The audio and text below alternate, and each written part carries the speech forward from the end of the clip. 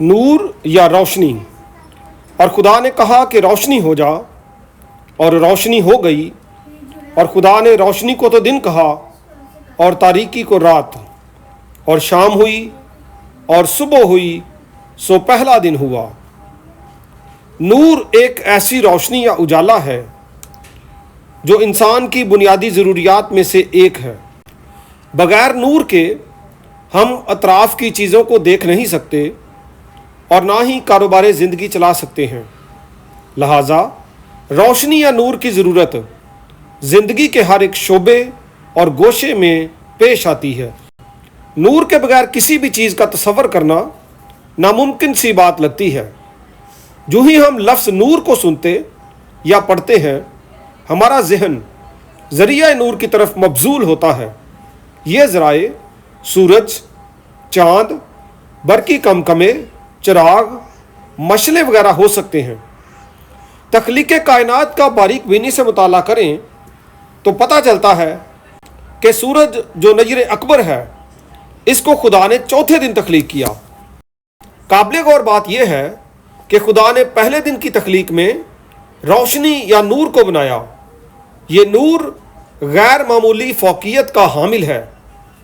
یہ اس جلتی ہوئی جھاڑی کی مانند تھا جہاں سے روشنی نکلتی تھی۔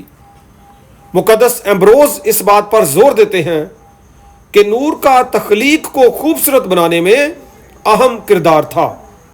یہ نور تخلیق کائنات و فلکیات سے پہلے بھی روشن تھا اور تاریخ میں بھی پوری آب و تاب سے روشن ہے، اور بعد ازاں تاریخ بھی اسی نور رحمت کے وسیلے ہر سو روشنی ہوگی۔ میری مراد ذات اقدس، مختار دو عالم، مولود مقدس، ابن خدا یسوع المسیح ہے، جو نور یا روشنی کا سرچشمہ ہے۔ یہ نور مسیح کی عظمت کا مظہر ہے۔ دنیا کی ابتدا ہی میں ذریعہ نور یعنی سورج مسیح ناصری کی ذات کا مظہر ہے۔ جس طرح تاریک رات میں نور سفید کپڑوں پر تمام داغ نمایاں کر دیتا ہے، اسی طرح مسیح کی بے عیب سیرت، پاک ذات دنیا کے گناہ کو بے نقاب کر کے اس کے گناہ اسی پر عیاں کر دیتی ہے۔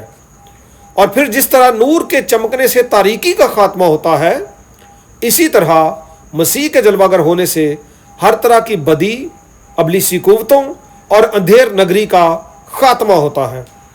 ہم انسانوں کو اسی نور کی پیروی کرنی چاہیے، کیونکہ یہ نور ہماری گناہ آلودہ زندگی کو پاک کرتا ہے۔ خدا نور ہے اور اس میں ذرا بھی تاریکی نہیں۔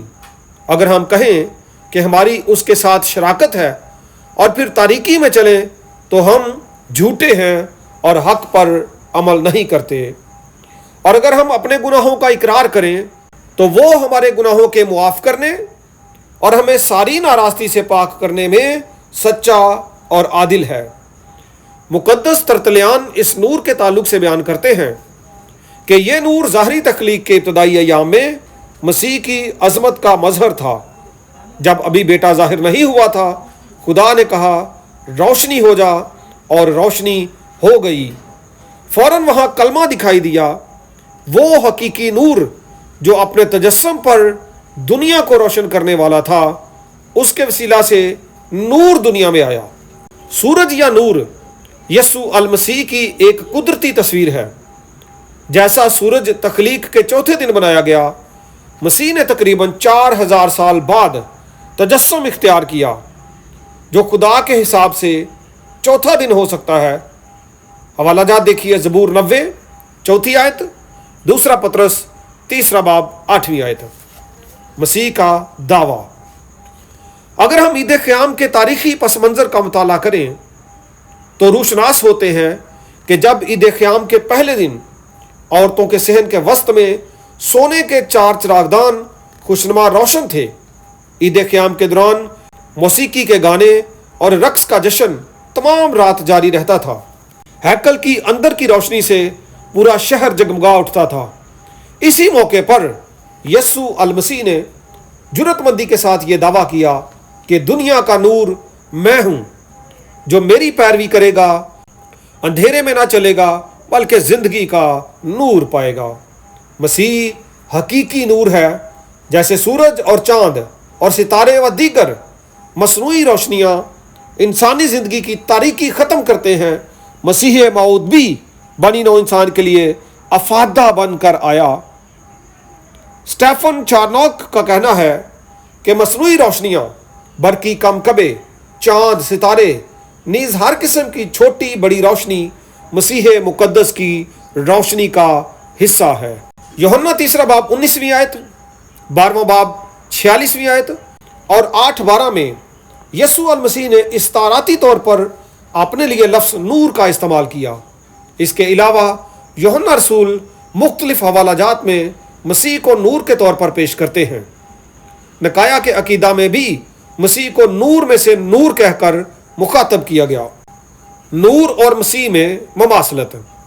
نور میں ایسی بہت سی خصوصیات ہیں جو اس کو مسیح کی تشبیہ یا تصویر بناتی ہیں۔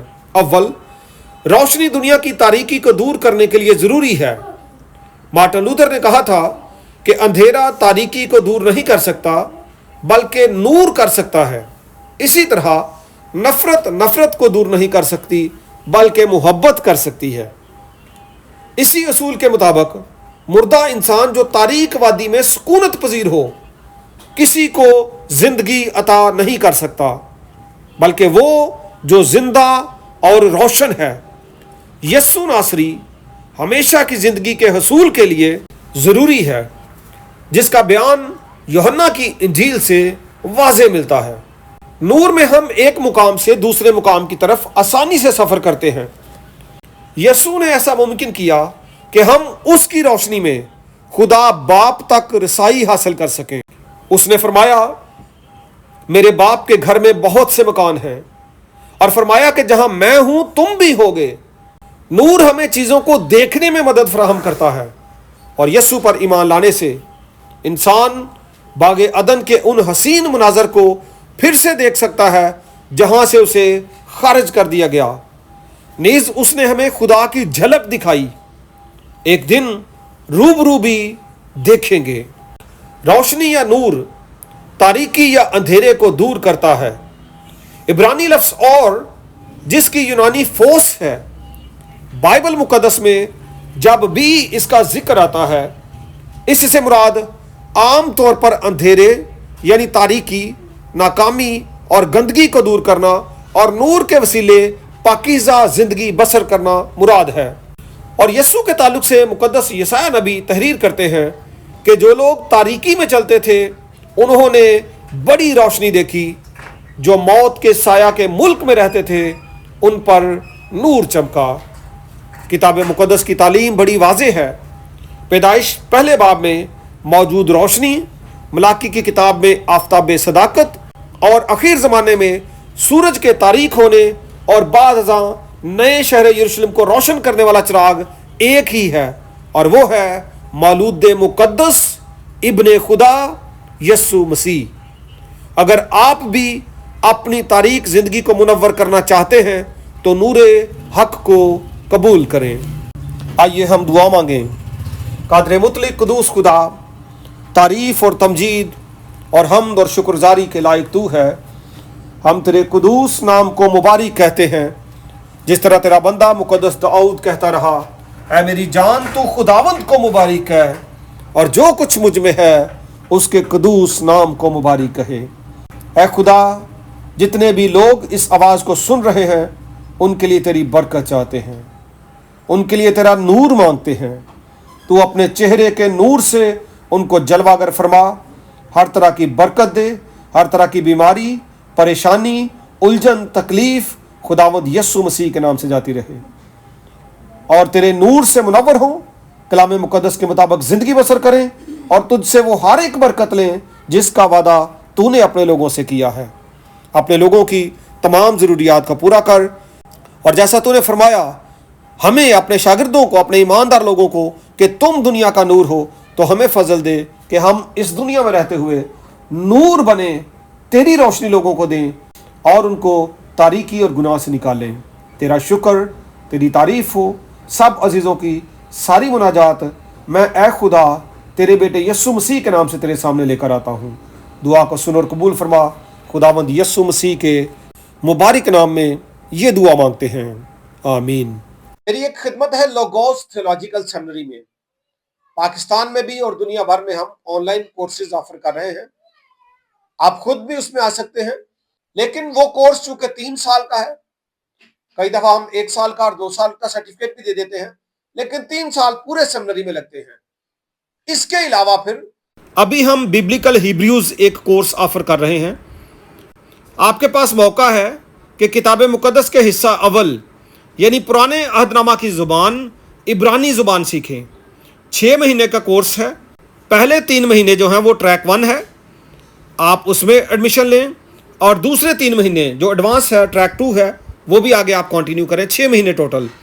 ये कोर्स हम 5 अक्टूबर 2025 बरोज़ इतवार से शुरू कर रहे हैं। हफ्तावार क्लास होगी। हम एक और ज़बरदस्त कोर्स ऑफ़र कर रहे हैं जिसका उन्वान है फ़न वाज़।